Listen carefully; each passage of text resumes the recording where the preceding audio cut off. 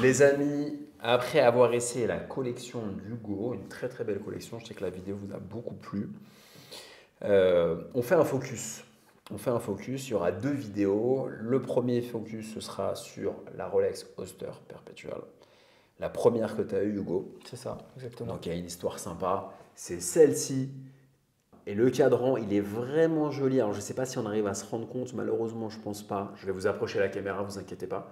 Mais vraiment très chouette, 36 mm. La référence, tu la connais par cœur, je pense. 126 000.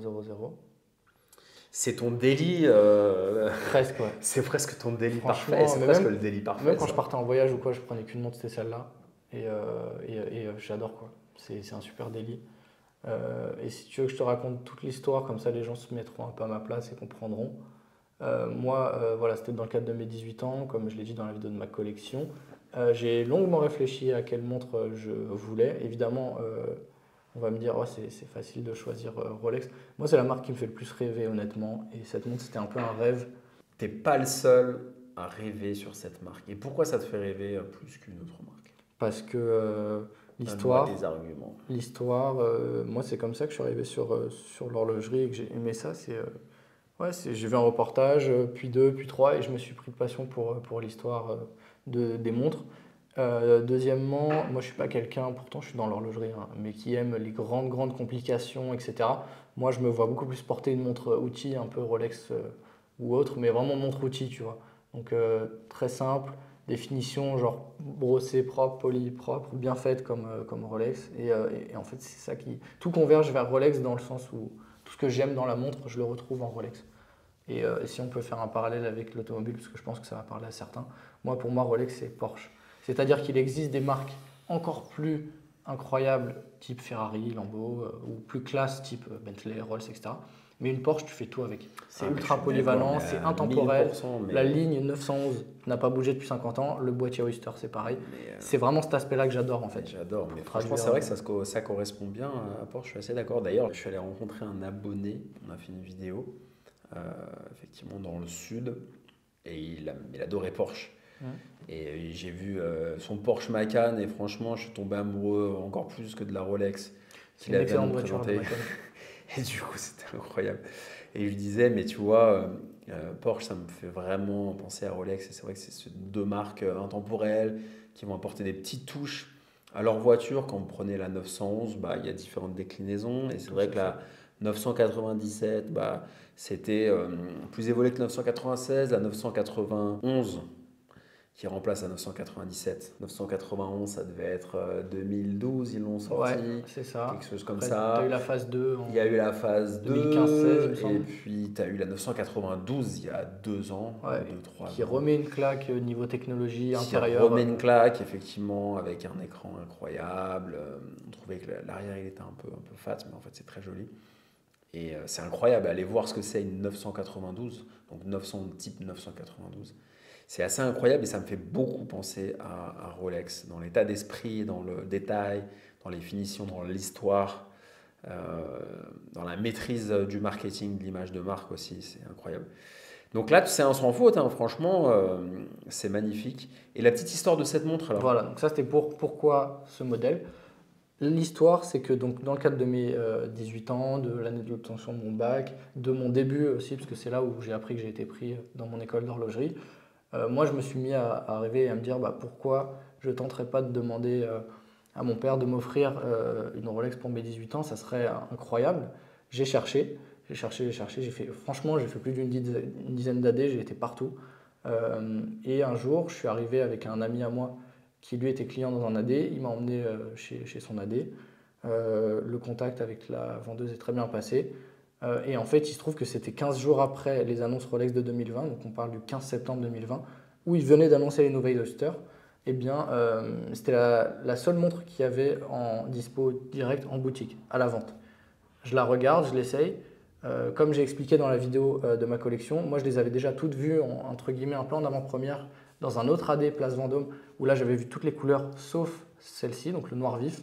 Je suis tombé amoureux de ce cadran parce que je me suis dit pour mon âge, pour ma collection, c'est incroyable. Et puis vraiment le noir vif, il est magnifique. Je suis Il est vraiment incroyable. Franchement, On se rend pas bien compte là à la caméra, mais je vous assure, et malheureusement on est en intérieur, mais je pense qu'à l'extérieur, quand tu as du soleil, Ouais. tu as des reflets un peu gris, non, en fait, c'est Ouais, ça, ouais, c'est ça. Ça tire sur le gris ça attire anthracite. sur le gris Tu vois le anthracite. soleillé et là, tu as l'impression dans un peu plus une lumière sombre que c'est quasiment noir laqué. Enfin, Ouais, on a l'impression que là c'est le noir laqué pour moi, tu vois, ouais. après presque un peu vintage en fait dans l'esprit, mais en fait quand c'est au soleil, il y a des reflets assez incroyables, il y a beaucoup de couleurs vraiment, vraiment chouettes.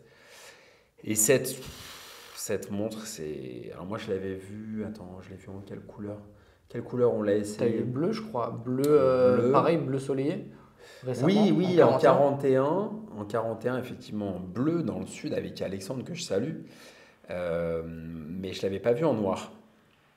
Je l'avais pas vu en noir. Et bah, c'est cette époque-là, ça te rappelle 2020, quoi. Ça rappelle l'époque de Tocante où il y avait un setup noir Ouais, aussi. On était dans grave posé, très chill. 4K, Ouais. super qualité. En fait, je fermais les rideaux. Je mettais en noir et j'avais une grosse lumière, plusieurs lumières. Et du coup, tu avais, l'impression que c'était dans la grotte.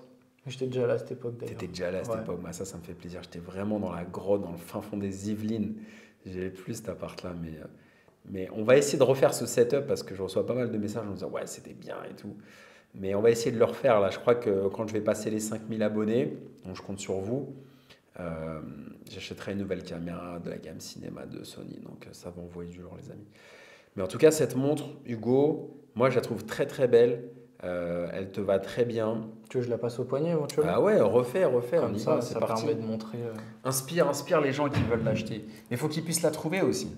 Et ben Aujourd'hui, moi, c'est plus 2 ans après, compliqué. c'est pas la même histoire, je pense. Ben Bon, ouais, après, c'est maintenant, ça le j'ai un truc. historique chez Tu la penses D, qu'on peut donc la trouver encore non, facilement? pas comme ça. C'est ça le problème.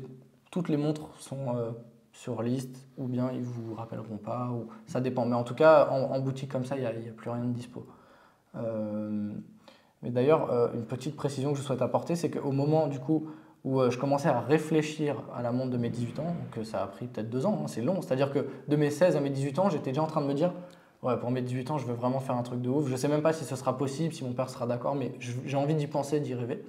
Et à l'époque, c'était l'ancienne référence d'Oyster. Il n'y avait pas la taille 36, je crois. C'était 39. Il y avait 39.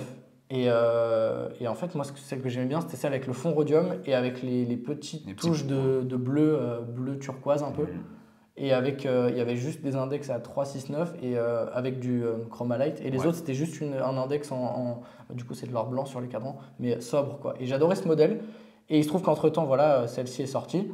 Qu'est-ce qu'elle apporte par rapport à l'ancienne? Nouveau mouvement 32-30, 70 heures de réserve de marche, spirale parachrome antimagnétique, le nouveau cadran avec toutes les couleurs. Bon, moi j'ai pris le noir, mais voilà, il y a Ouais, du et puis il y a rouge, du double bleu. index à 3,69. Exactement. Le fermoir avec, ça je vais le montrer, ça peut être intéressant. Le côté EasyLink, où on rajoute Rolex dit 5 mm. Ouais, en gros, c'est ça. Donc, Tu par l'avais pas exemple, sur l'ancien? non, sur l'ancienne, il n'y avait pas le EasyLink. Ah, moi je l'ai sur l'Air King 16900. Eh bah écoute, non, sur les anciennes Oyster, ça n'existait Ah, pas. ok. C'est bien Donc, pratique ça, ouais, l'été, quand ça exactement. chauffe ou Fin de l'hiver. journée, t'as chaud, Ouais, tu mets ouais, le petit. ça c'est un plus. Effectivement, nouveau mouvement avec une plus grande réserve de marche, donc ça c'est un vrai point. C'est le même mouvement qu'ils ont mis dans la 41. Hein. Exactement. Dans la sub, dans l'Explorer 1, pareil. Et d'ailleurs, il y a une question que je m'étais posée, c'est si l'Explorer apportait vraiment le côté résistance, etc. En fait, on a les mêmes systèmes anti-choc dans l'une et Ouais, dans quelle est la l'autre. différence avec l'Explo 1 en 36 en fait? Alors la différence, le cadran, Oui, évidemment, bien sûr. 369, etc. Très joli. Le bracelet aussi avec le fermoir maintenant Alors, qui le est fermoir, pro. c'est pas le Oyster Clasp comme celui-là, Non. c'est le Oyster Lock, ils appellent ça. Ouais. Donc, on a l'espèce de rabat de sécurité. Exact. Et une autre différence, c'est la lunette. La mienne est bombée.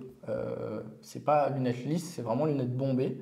Là où sur une Explo, tu as la lunette qui est vraiment plate, comme sur ta Datejust Comme Azuro. sur la 41. Ok, Voilà. il faut que j'aille voir ça en boutique. Pour, Parce que moi, pour les différences. T'en penses quoi de la nouvelle Explo du coup? Ben, en vrai, franchement, j'aime bien. J'aime bien, mais je trouve pas que ça ait du sens dans ma collection vu que j'ai déjà celle-là. Mais en même temps, je me dis que c'est quand même une professionnelle et rien que le cadran en lui-même avec le 369, avec les aiguilles magnifiques, ça vaut le coup rien que pour ça. Mais c'est quand même des montres qui sont très proches, donc j'hésite encore. Mais c'est une montre qui est magnifique, l'Explorer 1. Et moi, j'aime bien les références modernes parce que bah, elles sont, je trouve, bien réussies. Et en 36, c'est incroyable, quoi. Et hors acier? Moins fan. Moi, je suis plus, si tu me demandes mon opinion, entre soit full acier, soit full or jaune ou or rose, tu vois. Pareil, l'Oyster Flex, je sais pas. C'est très confort, ça doit être pratique pour plein de choses, mais Je suis pas trop Oyster Flex. Ouais, moi non plus. J'ai un peu Moi, de en mal. fait, chez Rolex, j'aime bien leur bracelet aussi. Je trouve que c'est ça, c'est iconique. Tu vois, le bracelet Ouais. Rolex, tu le vois de loin.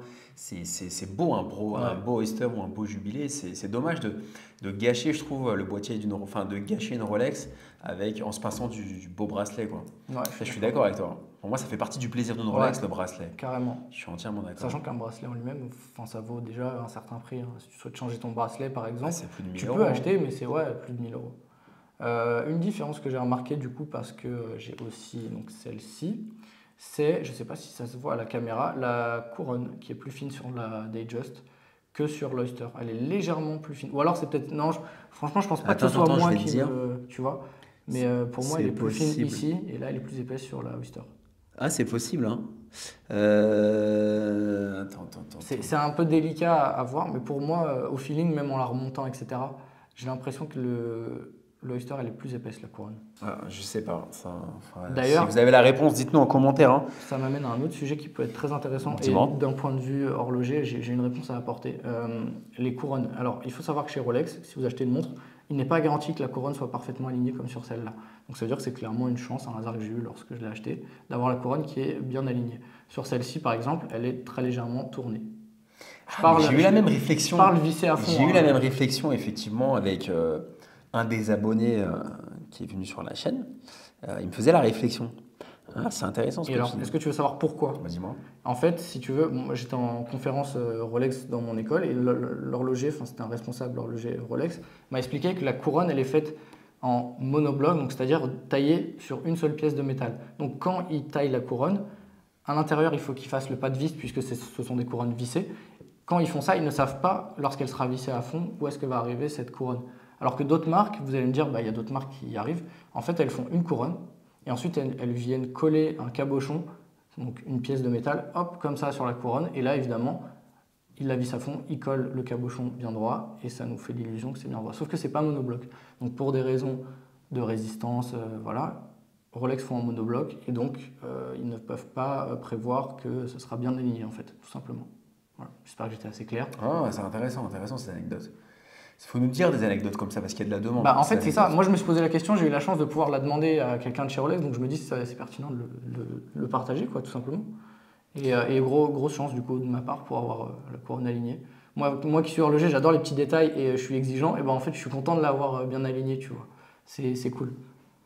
Bah, génial. Écoute, on l'essaiera dans une autre vidéo. Tout à fait. Celle-ci, ta Datejust 36, parfaite avec ce cadran magnifique. Petite OP 36 mm cadran noir. Très jolie. Nouvelle référence. Hein. Ouais. Nouvelle référence. Très chouette. Elle me plaît beaucoup. À vous de jouer en commentaire, les amis. Je vous dis à très bientôt pour la prochaine vidéo. Salut.